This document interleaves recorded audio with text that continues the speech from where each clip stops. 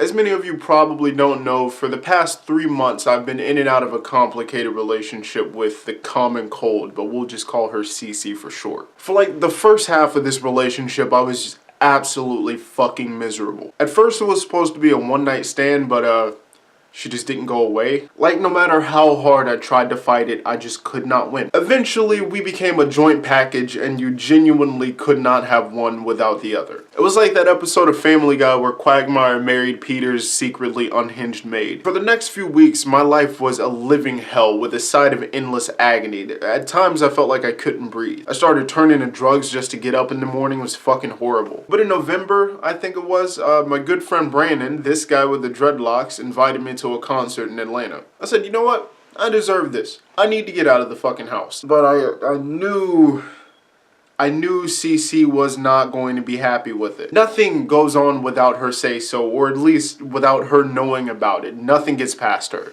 So on the day of the concert was the same routine, self-medicating to forget my perpetual suffering. Surprisingly, I was able to make it out the house without Cece knowing about it. All was well so far. We were on our way to Atlanta, but first we stopped by the liquor store to get some of those $1 Smirnoff bottles because we all know how overpriced the drinks are at music venues. So when we got to the venue, or rather the parking garage adjacent to the venue, we lit a blunt in the car and smoked half of it. I also went ahead and drank my Smirnoff before we went in. In retrospect, this was a bad idea. In all the excitement, I'd forgotten that I took Tylenol that day, and I was about to find out firsthand what happens when you mix it with alcohol. So we get there, find our spots next to the stage. I'm good and crossfaded at this point. Nothing's harshing my mellow. I was in a state of zen and perfect balance for about 2 sets. The next band starts playing.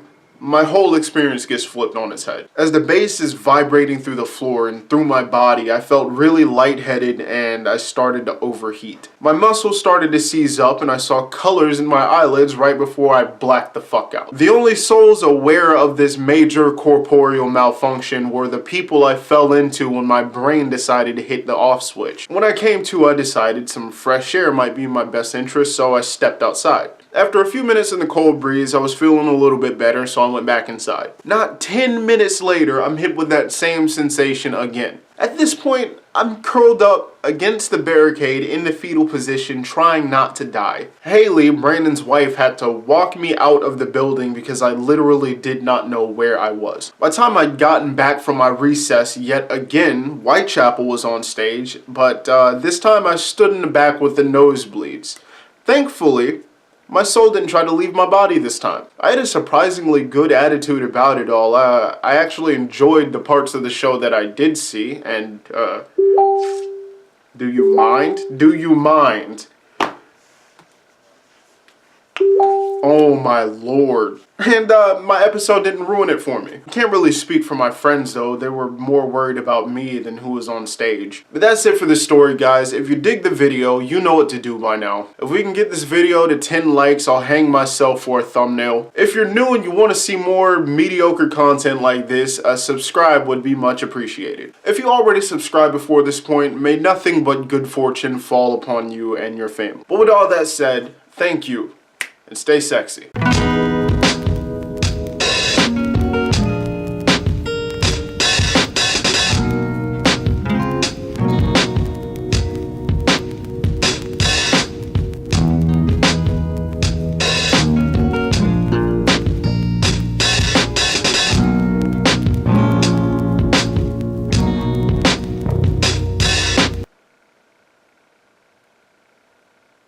Oh shit, oh, you're still here.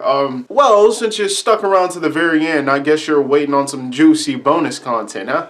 So, here's a track I'm working on.